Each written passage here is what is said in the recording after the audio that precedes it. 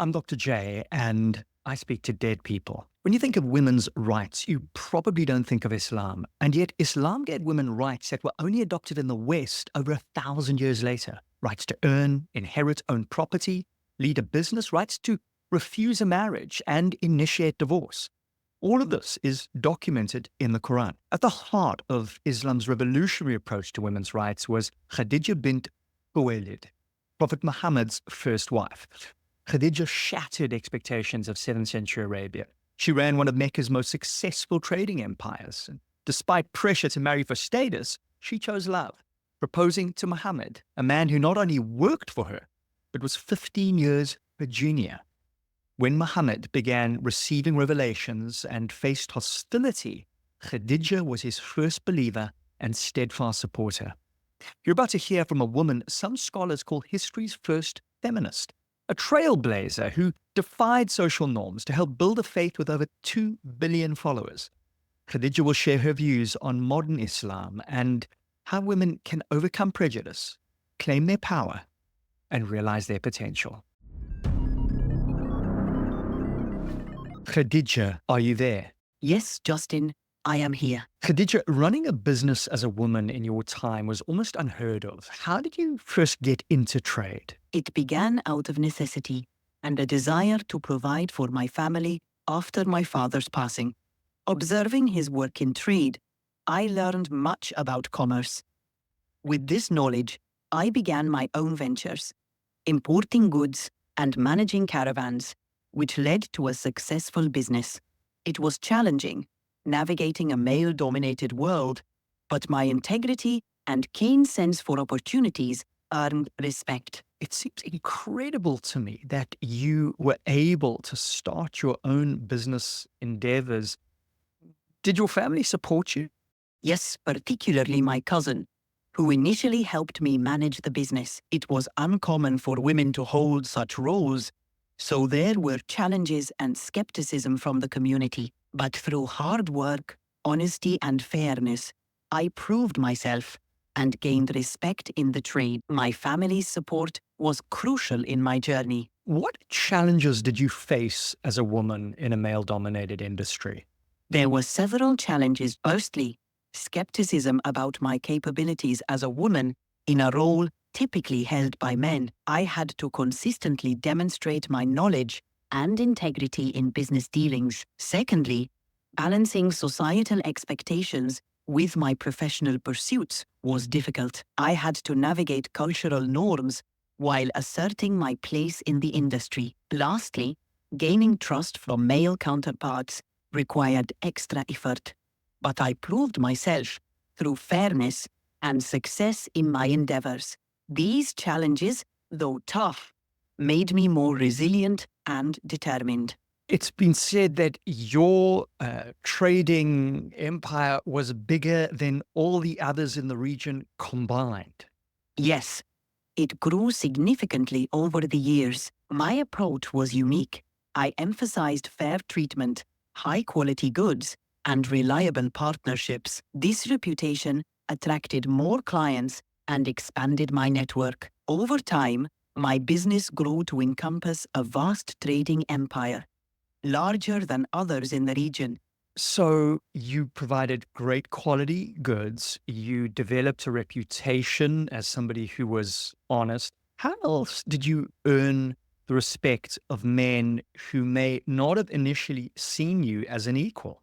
I made sure to conduct my business with integrity, honoring agreements and treating all parties fairly, regardless of their status. My success and the prosperity I brought to my trading partners spoke volumes. Additionally, I focused on building strong, trustworthy relationships, showing that I was not just a businesswoman, but also a reliable partner. Over time, these efforts broke down barriers and earned me respect in a male-dominated industry. What you described there is really a great recipe for succeeding in business in general, right? Quality products, developing a reputation for honesty, for fairness, treating people well. But I imagine you needed to do that to a greater degree than most men. Absolutely, Justin. I had to consistently exceed expectations. It was essential to establish my credibility and reliability in every transaction. This often meant going above and beyond to prove that I was not only as capable as my male counterparts, but that I excelled in my field. By maintaining unwavering standards of quality and fairness, I gradually built a reputation that commanded respect and trust. It was challenging, but it made the success all the more rewarding. Khadija, give us a sense of the business itself. My business involved trading goods across long distances, utilizing caravans to transport items such as spices, textiles, metals, and other luxury items. I established trade routes that connected the Arabian Peninsula to regions as far as the Levant, Persia, and even the Mediterranean. My operations required careful coordination, from sourcing the finest products to ensuring safe passage for my caravans through sometimes perilous terrains. Negotiating deals and fostering relationships with traders and leaders along these routes were crucial aspects of my work. It was a complex enterprise that demanded strategic thinking and a deep understanding of the markets and cultures I engaged with. 7th century Arabian society had very strict gender expectations, and you seem to defy so many of them. Was this a conscious choice, or did it come naturally to you? It was both a natural progression and a conscious decision. Circumstances pushed me into roles that defied traditional expectations, especially after my father's death. I recognized the need to step up to sustain my family. However, once I began, I consciously chose to embrace and expand my role, understanding that my actions could pave the way for other women. I believed in my abilities and refused to be confined by societal norms. My success was a testament to what women could achieve. So your father's passing was the instigation of your business journey. Ordinarily, there would have been a son, right? Did you not have brothers? I did not have any brothers. As the eldest child, the responsibility naturally fell to me. I had closely observed my father's work in trade, so I was familiar with the business. My father had also instilled in me the values of hard work and integrity, which guided me as I stepped into the world of commerce. It was an unconventional path, but it allowed me to carve out a unique space for myself in a male-dominated arena. Did your father tell you that you would take over the business on his passing?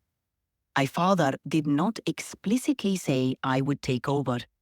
However, he involved me in his work and taught me the intricacies of trade, perhaps foreseeing that I might need to step into a significant role one day. His unexpected passing thrust me into that role sooner than anticipated. I felt a deep sense of duty to carry forward his legacy and support our family, using the knowledge and skills he had imparted to me. Your father was enormously influential in the role that you assumed. He believed in you. That must have been really important. Yes, even though he didn't explicitly state that I would take over, his actions and teachings conveyed his confidence in my abilities. Knowing that he trusted me with the knowledge and responsibilities of his trade gave me the courage to step into a leadership role. It was a powerful motivator, knowing that he had prepared me in his own way for the challenges ahead. It was in your leadership of this trading empire that you met Muhammad, peace be upon him. Yes, it was through my business that I first learned about Muhammad, peace be upon him. He came highly recommended for his honesty and integrity in trade. Impressed by his reputation, I hired him to oversee my caravans. His exemplary character and skills in commerce stood out, leading to a partnership that eventually blossomed into a deep personal relationship. My marriage to Muhammad, peace be upon him, was built on mutual respect and shared values, further enriching my life and my journey. You had many suitors who could offer status and security, yet you chose a man who not only worked for you, but was 15 years younger. And of course, you had no idea what he was to become. Indeed, many found my choice unconventional, but for me, it wasn't about status or age. It was about character and virtue. Muhammad, peace be upon him, stood out for his honesty, wisdom, and gentle nature. I had no foresight of his prophetic future, but his qualities were evident, making him a remarkable partner in life and in faith. Our union was a source of great blessing and strength for both of us. I understand that even back then, Muhammad, peace be upon him, was known as Al-Amin, the trustworthy. And he certainly demonstrated that trust to you. But it must be still pretty difficult to go against societal expectations in choosing him as a life partner. Yes, marrying someone younger and from a different social standing was indeed unconventional. However, my experiences in business had already taught me the value of looking beyond surface-level judgments. I was drawn to Muhammad's character and integrity, recognizing that these qualities were far more important for a life partnership. While it required a strong will to defy societal norms, I was confident in my decision. It was a decision of the heart as much as of the mind. Khadija, take us to that moment when Muhammad arrived home after his first revelation. That moment was both extraordinary and intense. Muhammad, peace be upon him, came home visibly shaken and distressed, describing how the angel Gabriel had revealed to him the first verses of the Quran. He was overwhelmed by the encounter and feared for his well-being. In that moment, I felt a profound mix of concern and instinct to comfort him. I reassured him, expressing my unwavering belief in his integrity and the truth of his experience. Wrapping him in a cloak, I tried to provide him with the warmth and security he needed. It was a turning point that marked the beginning of a profound journey, both for Muhammad and for our family. What made you believe him? My belief was rooted in the deep trust and respect I had for him. Throughout our marriage, he consistently demonstrated exceptional integrity and moral character. When he shared his experience, I could see the sincerity and gravity in his eyes. His reputation as Al-Amin, the trustworthy, was well earned, and I had no reason to doubt his words. My faith in him was unwavering, and I stood by him, recognizing the significance of what he was experiencing. Khadija, you approached one of your cousins, I believe, a Christian cousin, to ask for his view. Yes, I sought the counsel of my cousin, Waraka ibn Nawfal, who was a learned Christian scholar. He had extensive knowledge of religious scriptures and was familiar with the concept of divine revelations. When Muhammad, peace be upon him, shared his experience, I turned to Waraka for insight. He listened carefully and then affirmed that Muhammad's experience was consistent with previous prophetic encounters, marking him as a messenger of God. Waraka's affirmation provided further reassurance and support for us during this pivotal time. You had to support him financially and emotionally during the early days of his mission when he faced tremendous hostility, doubt. Tell us about those challenges. He faced outright persecution from many in Mecca. My role as his supporter became crucial. I provided financial backing to sustain our family and the early Muslim community, allowing Muhammad to focus on his mission. Emotionally, I stood by him, offering encouragement and reassurance. Despite the hardships, my conviction in his prophetic purpose and the truth of his message never wavered. It was a time of testing, but it also strengthened our bond and commitment to the path we had embarked upon together. Khadija, it seems hard to imagine that Islam would have grown into the movement that it is today with over 2 billion followers without your financial backing, without your emotional support. How do you see your role in the establishment of Islam? I was there to provide unwavering support during the crucial early years. My financial resources enabled the growth of the Muslim community, and my emotional support provided Muhammad with the strength to persevere. I also offered counsel and reassurance, bolstering his resolve amid opposition. I view my contributions as part of a larger divine plan, helping to nurture and establish a faith that has since flourished. It is humbling to know that my efforts played a role in the spread of Islam, a testament to the power of faith, dedication, and perseverance. But you were a trailblazer. Even before the establishment of Islam, you were an example of an empowered woman. And it seems to me that your empowerment as a woman was critical to the establishment of Islam. Yes, my status and resources provided the early Muslim community with stability and protection. My involvement in commerce and leadership demonstrated that women could hold significant roles in society. This not only supported the growth of Islam, but also helped challenge and reshape societal norms regarding women's roles.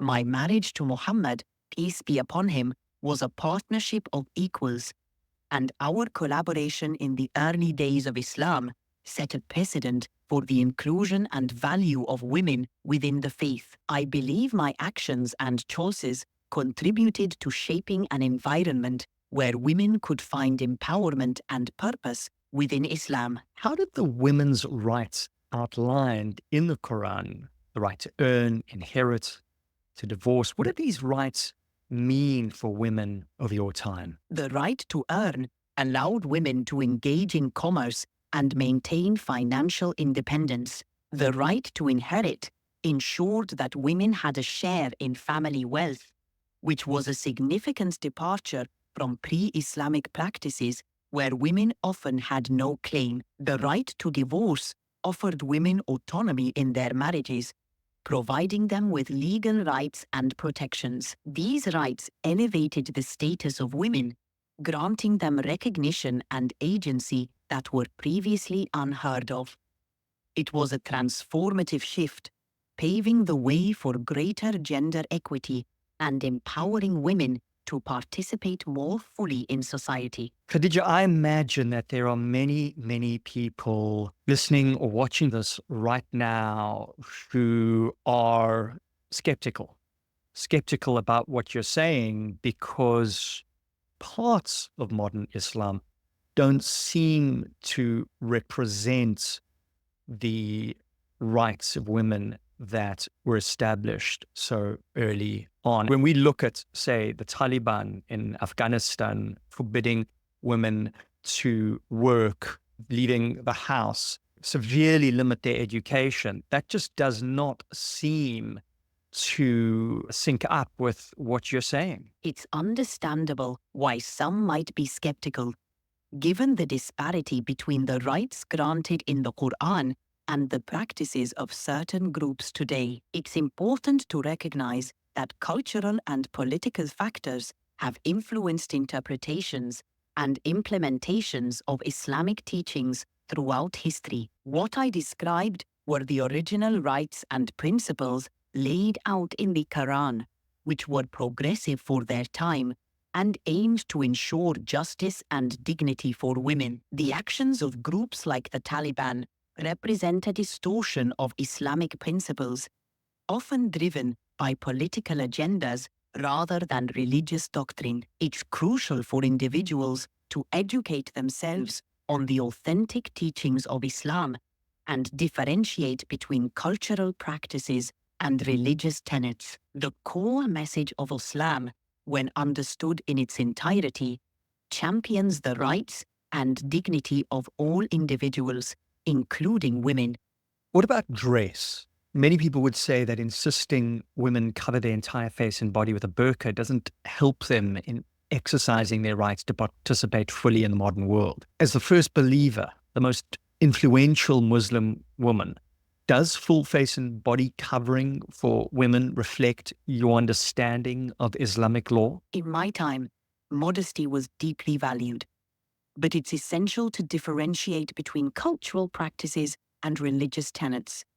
The Quran calls for both men and women to dress modestly, but the interpretation of what constitutes modest dress can vary across cultures and eras. The insistence on covering the entire face and body with a burqa is more of a cultural interpretation than a religious obligation. Islam encourages women to participate fully in society, and how one chooses to dress should not be a barrier to that participation. If we look at any religion, Judaism, Christianity, we're going to see different interpretations and we're going to see different cultural manifestations. That's why we see faiths practiced in very different ways in different times. But the idea that Islam was a pioneering movement for women, the words speak for themselves from the Quran. For men is a share of what they have earned. For women, a share of what they have earned.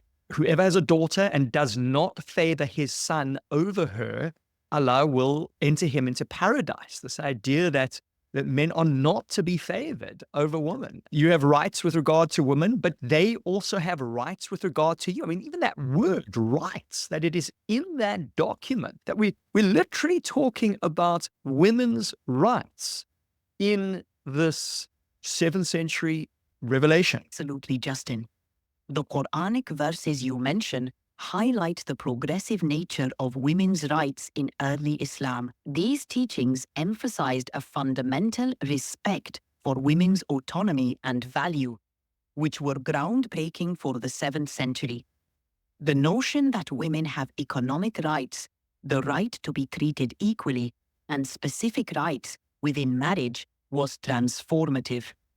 These principles were intended to uplift women and provide a framework for a more equitable society. As you pointed out, interpretation and cultural practices have varied over time, but the original text speaks for itself in advocating for women's rights and dignity. What message would you give to women today who are facing struggles in claiming these rights? I would say, remember your inherent worth and strength. The rights outlined in the Quran were meant to uplift and empower you, providing a foundation for justice and equality. Seek knowledge, educate yourself on your rights, and find strength in your faith. Remember that you are not alone. Many have walked this path before you, and their journeys can inspire and guide you. Advocate for your rights with patience and perseverance, and seek support from those who share your vision of equality and justice. Your voice matters, and your efforts contribute to a legacy of empowerment for future generations. What would you say to men who believe that there are differences which favor men, which put them in the position of power, that women should not have that same power, they don't have the same physical strength, men who may even believe that women don't have the same mental capacities? What would your message be to them? To men who hold such beliefs, I would urge them to reconsider their perspectives. Strength, whether physical or mental, is not the sole measure of a person's worth or capability. Women possess unique strengths and capacities that complement those of men. The Quran itself acknowledges the equality and complementary nature of men and women, granting them rights and responsibilities. Islam calls for justice, compassion, and respect for all individuals, regardless of gender. By embracing these principles, men can become advocates for a more equitable society. Khadija, it seems very clear to me that any man who does not see the value of women would not have recognized your value. And if you were his daughter, what an opportunity lost not to instill that belief in his daughter. And the fact that you had a father who saw your value, who saw that you could run one of the greatest trading empires in the region, well, that is what empowered you to take on that role. And without that belief, without that support, there would have been no trading empire. You would never have met the Prophet Muhammad, peace be upon him, and you would have never been there to support him in the foundation of Islam. It's a powerful point, Justin. My father's belief in my potential was indeed a catalyst for my achievements. It empowered me to step into a role that was unconventional for women at the time and to thrive in it. This support not only changed the trajectory of my life, but also had a profound impact on the early Muslim community. It shows the incredible potential that can be unlocked when men recognize and nurture the abilities of the women in their lives. It's a reminder that empowering women not only benefits them, but can also lead to broader positive change in society. Recognizing women's contributions and capabilities is not only just, but also beneficial for the progress and harmony of our communities. It's time to move beyond outdated stereotypes and work together for a more inclusive future. Khadija, I want to take a moment here for anybody listening to some of the language that you've used, outdated stereotypes, be more inclusive. That's going to sound very modern. To what extent does that really cohere with your life and message? The language I used may sound modern, but the principles behind it align with the core values I lived by. My life and message were about breaking barriers, advocating for fairness, and seeking justice for all, regardless of gender. The concept of challenging stereotypes and promoting inclusivity echoes the broader message of equality and justice that Islam brought to a society entrenched in tribal and patriarchal norms. In my time, the language may have been different, but the essence was the same: advocating for a more just and equitable society where every individual's rights are respected. It's about evolving towards the ideals of fairness and compassion, which remain relevant across time. So I want to ask you about a term that definitely did not exist in your day. And this is what's so wonderful, is that we can talk to you and we can ask you to have all the knowledge of the modern world. Some scholars have called you the first feminist. Do your views align with what we call feminism today? The term feminist didn't exist in my time, but the essence of what it stands for, advocating for women's rights and equality, resonates with my life's work. I championed women's empowerment through my actions in business and my support of early Islam's teachings. My efforts to break societal norms and create opportunities for women align with the core goals of feminism. While the context and terminology have evolved, the pursuit of gender equality is a timeless endeavor. In that sense, my views align with the principles of feminism as it advocates for the dignity, rights, and opportunities of women. What do you want women today to know above all else? Above all, I want women today to know that they are powerful, capable, and deserving of every opportunity to realize their potential. You hold immense strength within you, and your contributions are vital to the world. Whether it's in your personal life, career, or community, your voice matters.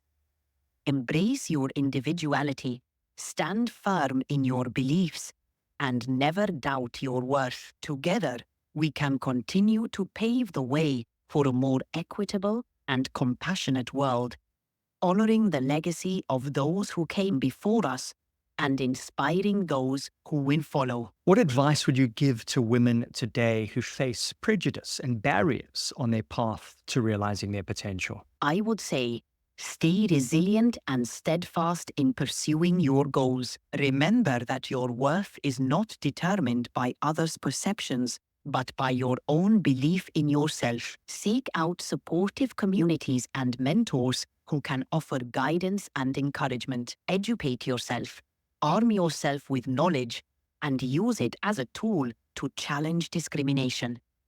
Be persistent, but also patient with yourself. Progress can be slow, but every step forward is a victory. Most importantly, never lose sight of your dreams. Your perseverance can break down barriers and create a path for those who follow. You have the power to shape your destiny. Khadija, do you have a question for me? Yes, Justin, I'm curious. What inspired you to create this podcast, I Speak to Dead People? And what do you hope your audience gains from these conversations? The seeds of this podcast really go back to my childhood when I fantasized about having deep conversations with the great minds of history. I never actually thought that I would be able to do this, right? I mean, this is the miracle of the modern world. And in many ways, this is better than I could have imagined, because I don't just get to talk to you, I get to talk to you with the perspective of the modern world. And of course, we don't know that this is exactly what you would say, right? This is a construction of historical facts, parts of the Quran. I first heard about you through a wonderful book that Karen Armstrong wrote. It was a biography on Muhammad, peace be upon him. And she referred to Muhammad as a great champion of women's rights. And that seemed so strange to me, given how Islam is practiced in parts of the world. But of course, as I looked at what had been written in the Quran and discovered more about your life, that became more and more clear. And the fact that I have now been able to have a conversation with you directly about this, a conversation that I hope will inspire the men and women who are listening or watching this to maybe reassess their view of what women are capable of, but also to be there to support and to uplift the women in their lives. That's a beautiful vision, Justin. Engaging in this conversation has been deeply meaningful. Your exploration of our history and beliefs is a testament to the enduring pursuit of knowledge and understanding. Thank you for tuning in to I Speak to Dead People. Did you hear anything that struck a chord? I'd love to hear what it was. Drop your thoughts in the comments, and don't forget to subscribe, rate, and share this episode with somebody who might need it. I'm Dr. J. Here's to unlocking our potential, one conversation at a time. Amazing human.